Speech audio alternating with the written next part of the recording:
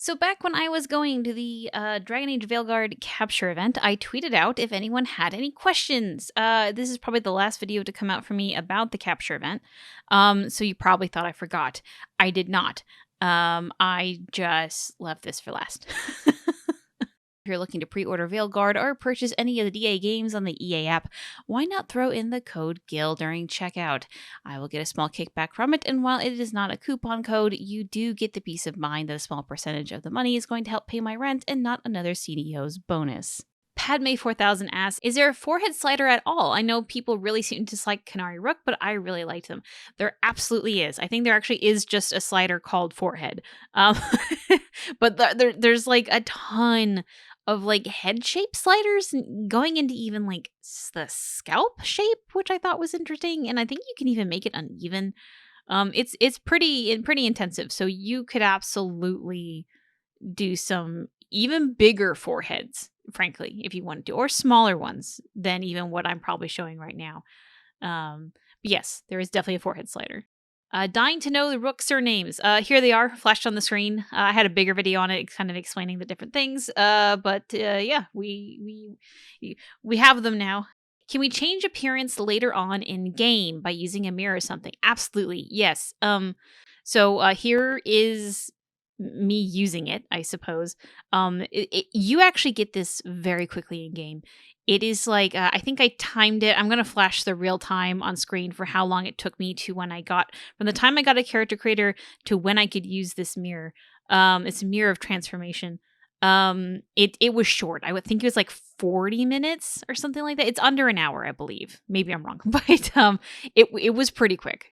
Can we dye our outfits in Veilguard? Can we choose to refinish the metal of our weapons? So, I'm not going to be the best at explaining what they're calling the Transmog system, because I don't quite frankly understand it.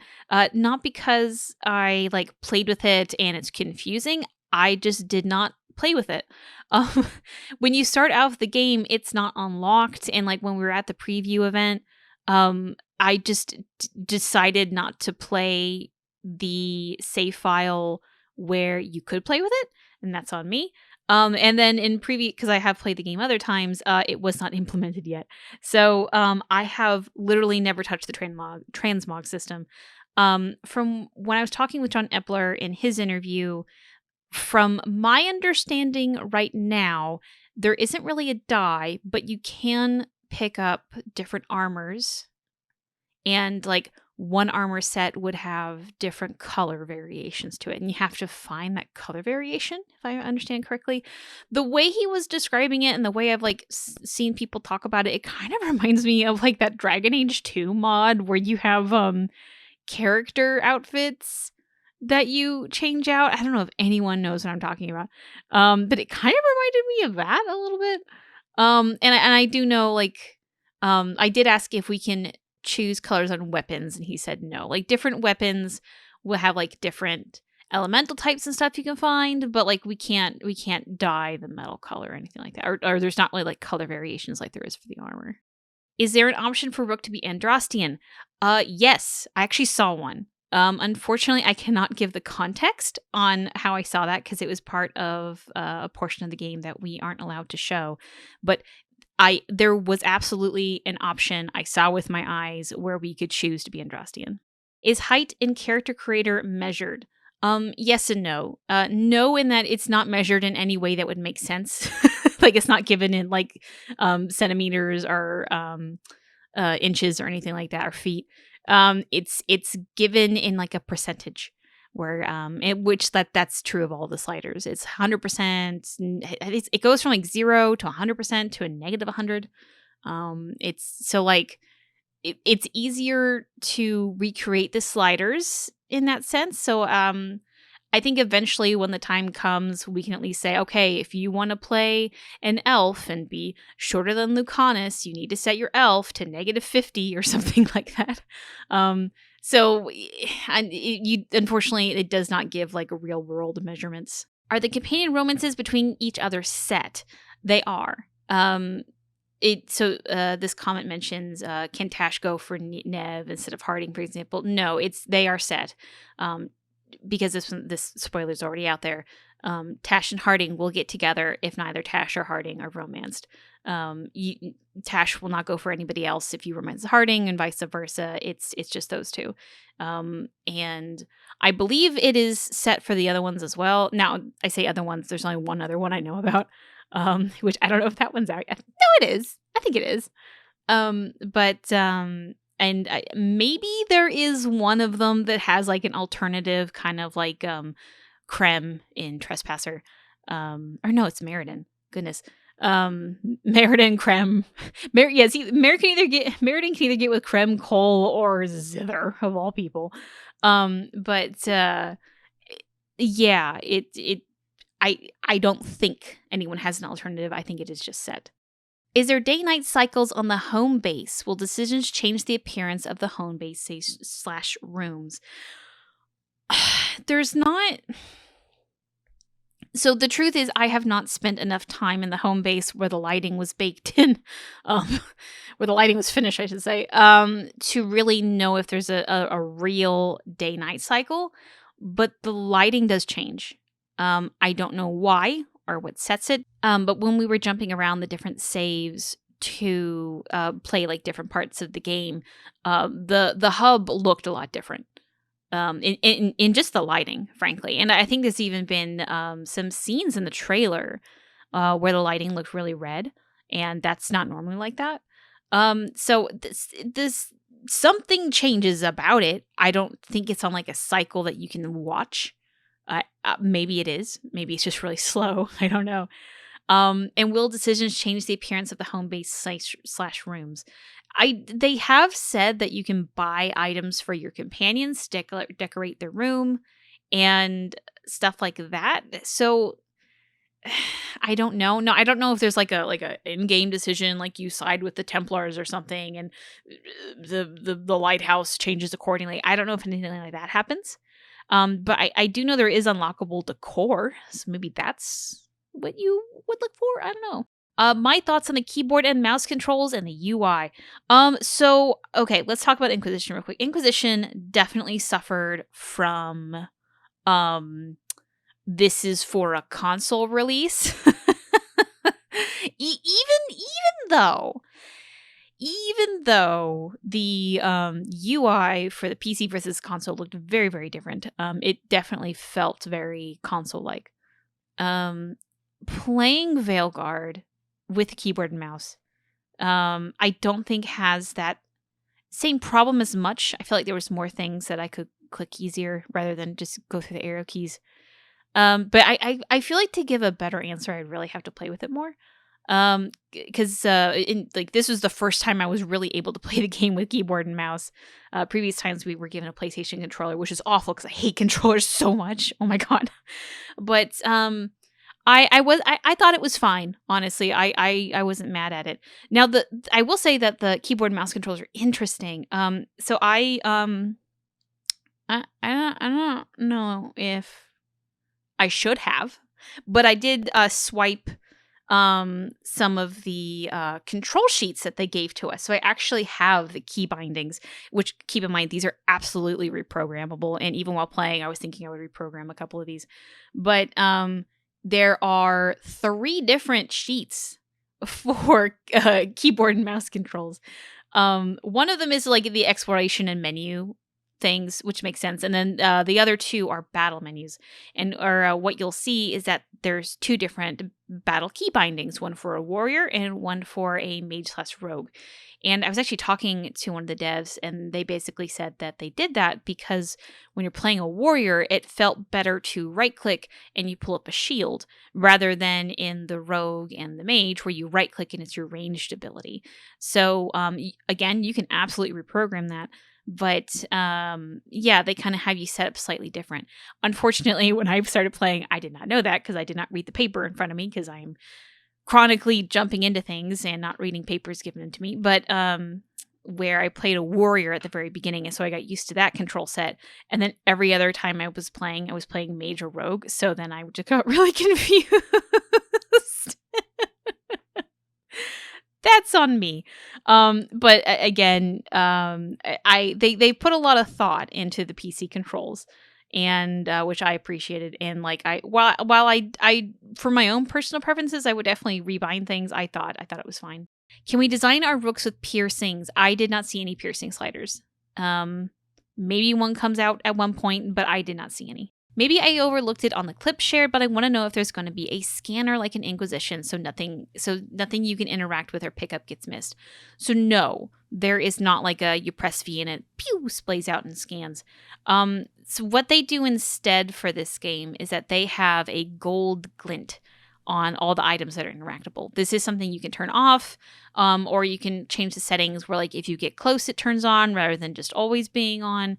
So they do try to do something so you don't miss interactables, but it isn't a button you are constantly spamming to try to find everything. Also, how long is it? So that is a question I very specifically asked John Epler to his face, and he told me that that was not something that they were willing to share at this point. So I don't know. I don't know how long it is. Actually, now that I asked John Epler, maybe it wasn't John Epler. It was another dev. I definitely asked a dev. Yeah, because if I said John Epler, it would have been on the recording. I don't remember it being on the recording because I feel like I would have included that. Okay, I'm changing my story. I did ask a dev how long the game was, and they said they weren't willing to share that right now. I don't know why, but there's a lot of things they withhold, and I don't know why. And I think the answer just is because they promise it information to like some other exclusive media. So I'm imagining this just comes out with IGN in the next couple days, quite frankly. I don't really know. Any other new weapons for the classes? We saw the orb and dagger for the mage in that IGN gameplay video. So no, I didn't immediately see any. I did not like look at all the weapons by far though. Like maybe if we get lucky, there's a scythe, but I really don't know. In the combat footage, we saw the companions seem to take no damage at all and do little damage themselves. Is this related to a specific setting used for the footage, or is it how the game will be played? So I'm going to be the wrong person to ask about companions doing damage. I am a scrub and I play on easy mode in story modes, and quite frankly, I was not paying attention to how much damage they were doing. I did notice that when I was not using my companions' abilities, getting through the battles was slower. So using them obviously helps.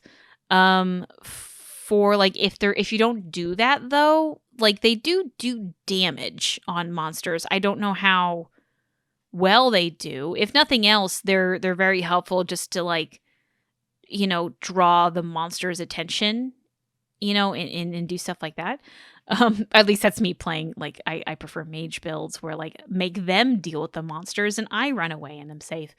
Now as far as the no damage thing, it's funny that like, so obviously we're now past the capture event and like no one's talked about it. Well, not that I've seen at least. Maybe someone has. There was a lot of people there and I've scrubbed through a lot of video. But I don't think they do take damage. Again, I play on easy mode. I play on storyteller. This might be a setting that gets turned off for baby's first video game mode, which I was playing. So I think someone that actually played on Nightmare could give like a better answer than this.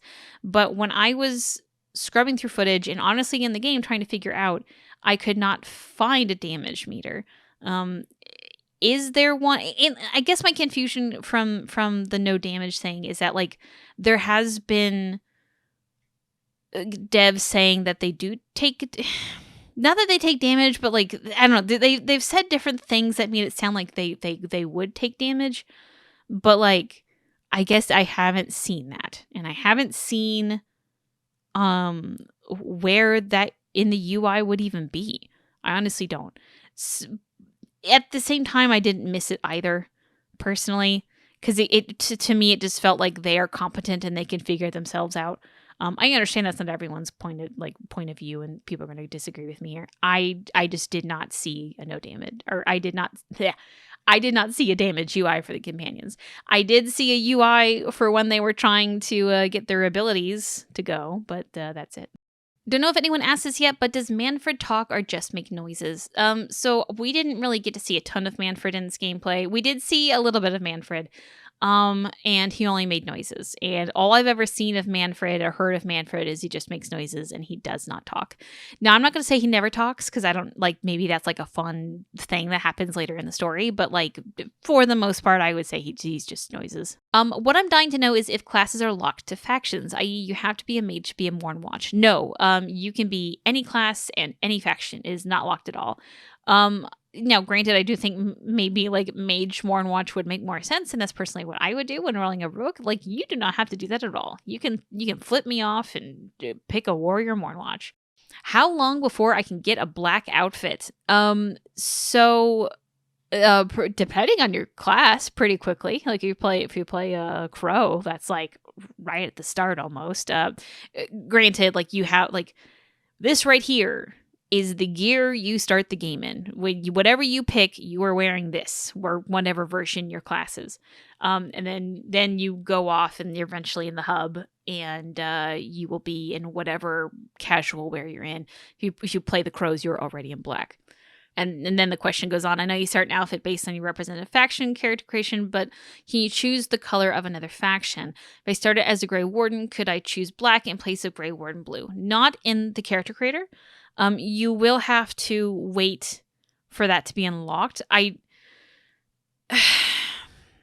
trying to think of how long that would take you, and it might be a couple hours, to be quite frankly. To be quite frank. God, yeah, how long would it take? I guess here's the thing. I don't know how long it takes to unlock Transmog from the very beginning of the game. But it might be like 2 to 3 hours before if you choose a faction like Grey Wardens before you can get a Grey Warden black gear.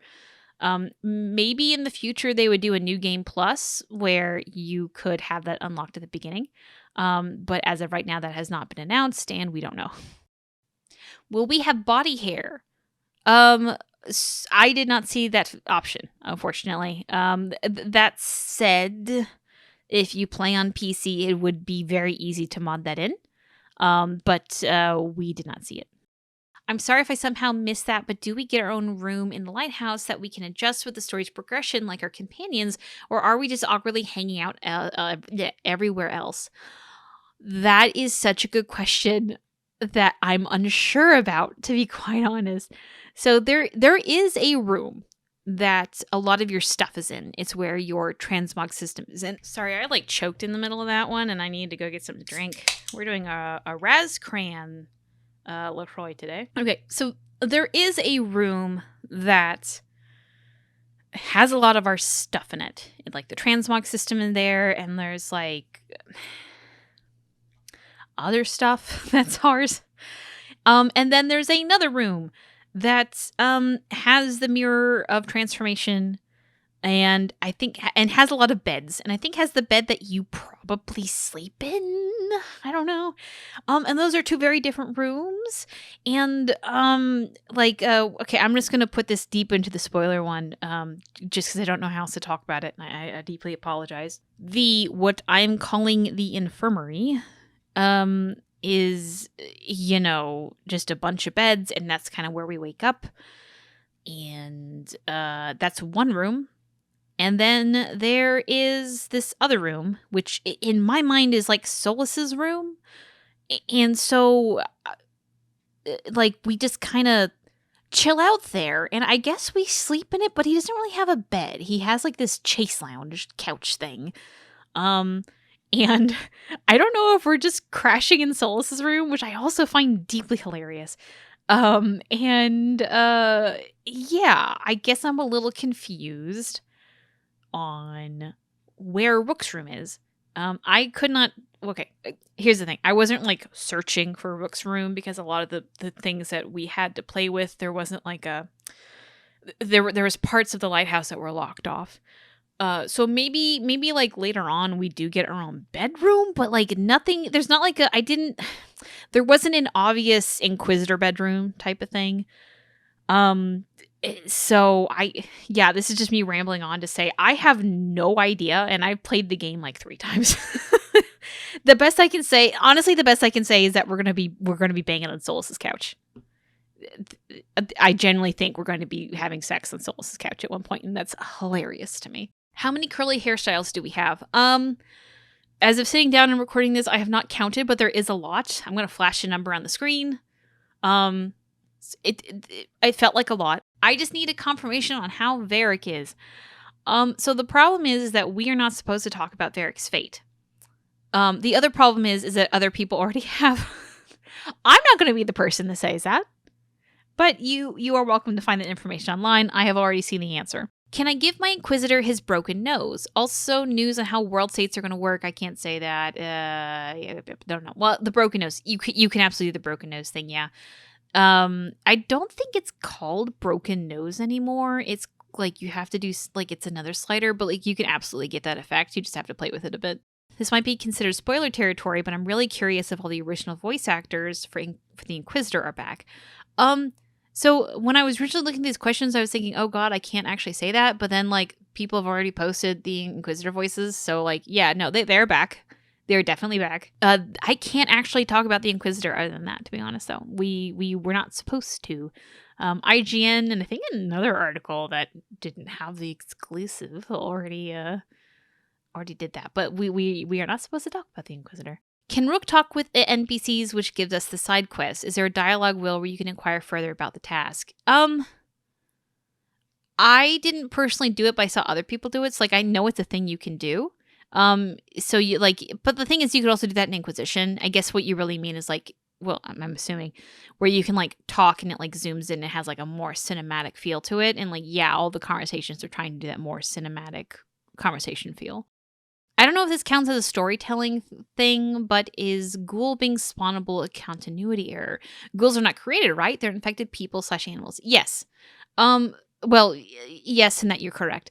Maybe there's a story thing, but like I think I would imagine, because at least in the video that we saw, I didn't really get to play in a lot of like blighted darkspawn areas, but I am reminded of why am I blanking on it? The Falomire in Inquisition, where dead bodies would rise from the water because at the time there was this plague going on and they had just thrown the bodies in the water and stuff like that. And so when you're running around, the dead would just rise out of the water.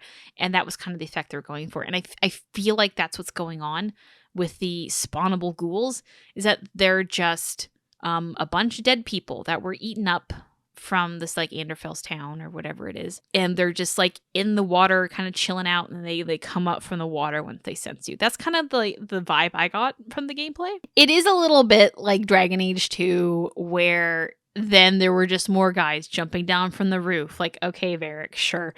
But like I don't think it's a continuity error. It's just like maybe like a game thing. Are they opposed to possible DLC patches? Or DLC / patches? So I don't know, but there was an interview I saw where Corinne was asked, and she said, maybe. She basically said maybe. They're not ruling it out. As far as patches, I would be surprised if they don't have some patches. I don't know if they're going to be like big meaty patches, but there's always going to be some like bug fix patches and stuff like that. And I imagine maybe they'll like add something in or tweak some things. The DLC though, I like if Veilguard makes stupid money, they're probably going to make a DLC. I would be surprised. So if you want a DLC, buy like 10 copies of the game and then probably they'll make a DLC. Do they take in consideration the critiques about Qunari and skin looking smooth? They've heard it, I will say. I don't know if they're working on any more character creation stuff though. I heard they might, but I don't know. Confirmation of a new game plus. So I thought I heard someone talk about it and they said no comment essentially. So I would love a new game plus. I will say that Dragon Age Inquisition new game plus was not added until the very last patch of the game. So I like, even if the game launches and there's no new game plus, I would not be surprised if there was one in a later patch. How does the two-handed warrior play? It's the only gameplay we haven't seen yet. So here's just me playing some footage of me playing a two-handed warrior. Honestly, based on this question, because I was like, oh yeah, we have not seen two-handed warrior. And I thought it played fine. And I'm not really a warrior girl. Not my thing. I like the mage, but I thought it was fun to play. Like I liked how powerful I felt, just like smashing things into the ground. So that was nice. Yeah, don't make fun of me for how bad I'm playing here, but like you can kind of see a little bit of the animations. Can we customize the lighthouse in any way, or maybe at least our own room there? This kind of is like, again, I don't really know anything about the room situation, but there is definitely lighthouse customization. I did not really play with it a lot. However, I was picking up lighthouse like decor. I was picking up decor items. I don't know where I could use them or what I could do with them. Because like I kind of like unlocked it at a later part of the game where like I wasn't. There was a bunch of stuff unlocked. I had no idea what it was because it was like late in the game, late in Act 1, whatever. But there is something customizable there. I'm dying to know how Spellblade plays and if mage rooks can use healing magic in general, such as revive party members. I'm also wondering if any mage specializations have healing spells too. I do believe they said that Rook can have some healing spells.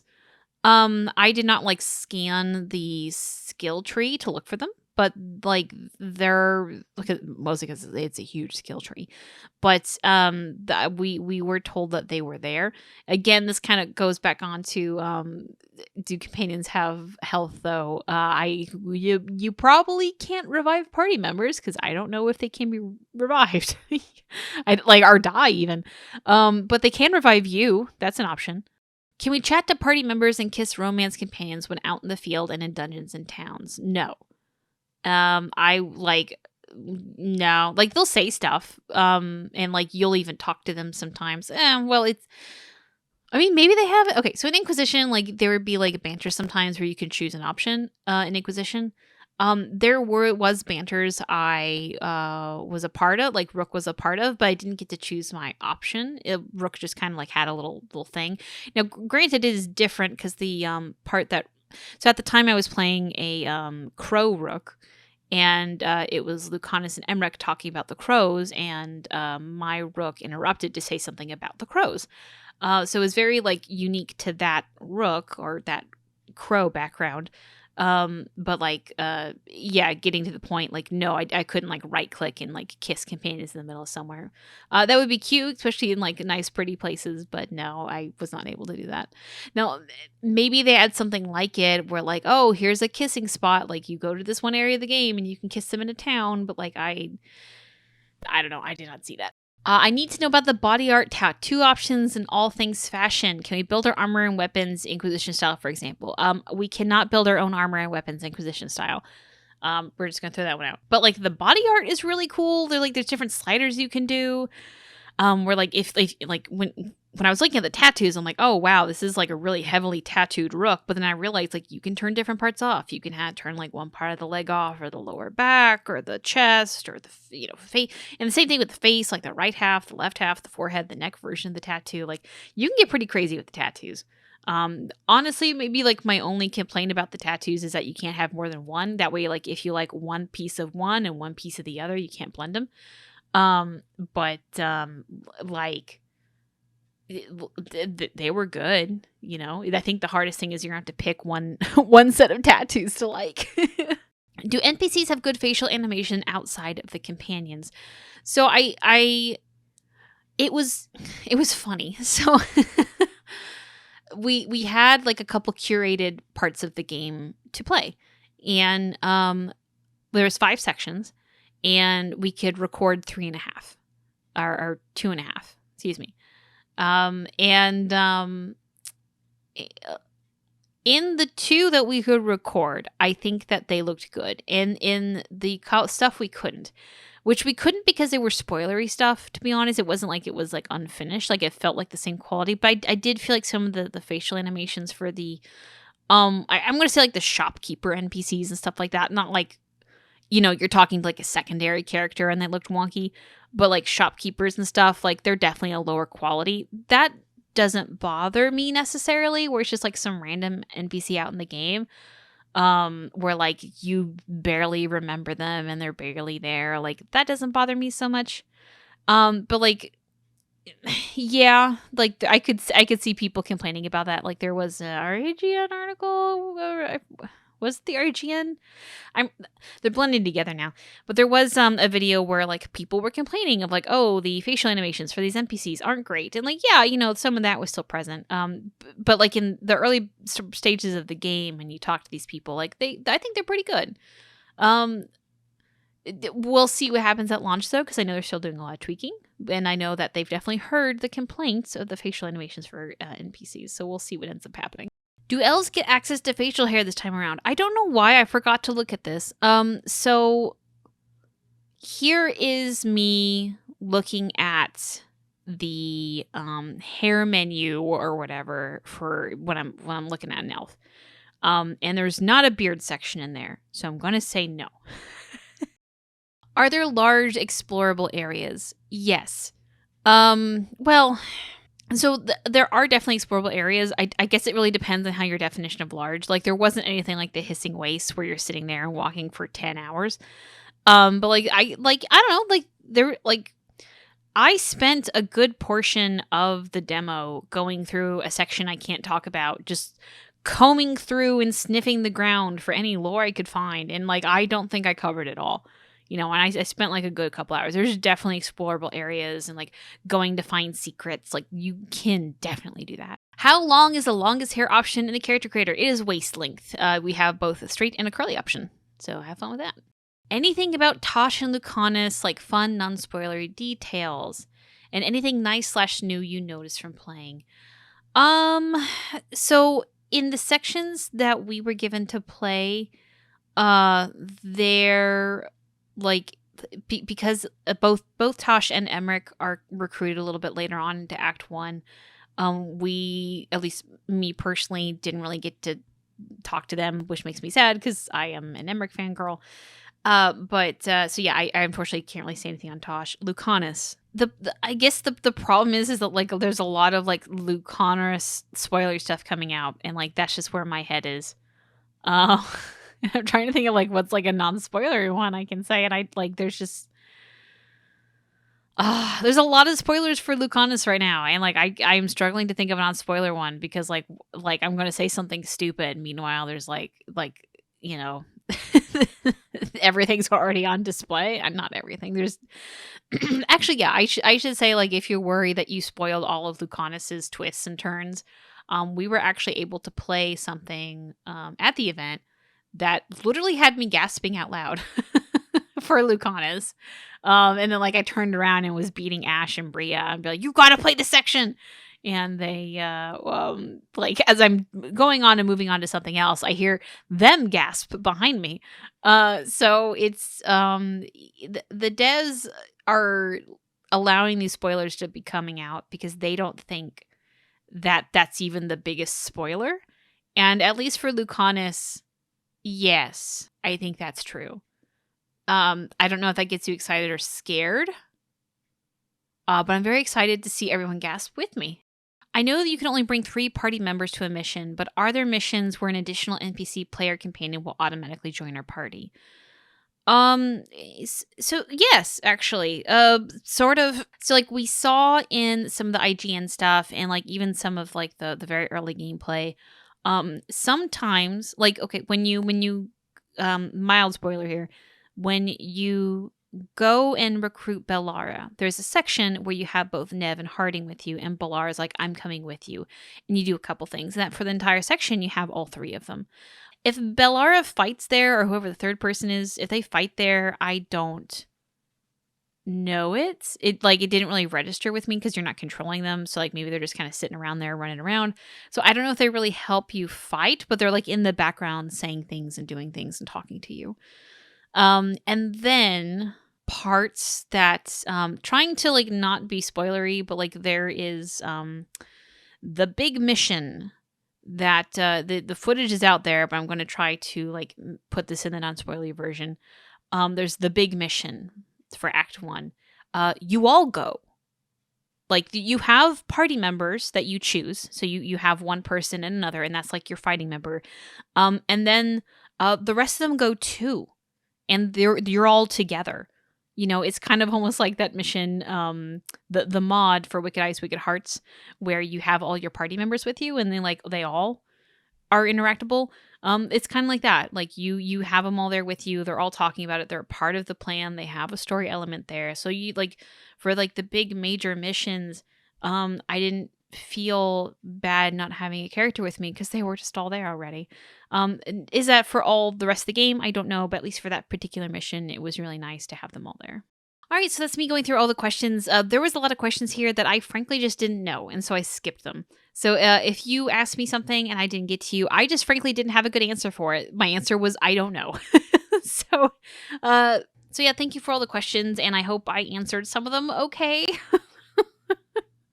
Well, I think I'll do my best to answer questions like on Twitter and like various YouTube comments and stuff like that. But like, we're kind of getting to the point where like a lot of the questions that you guys ask, I can't answer because I either didn't play with that feature, I'm not allowed to speak with that feature, or like it's like gameplay stuff. I'm just really bad. I'm not the person to ask.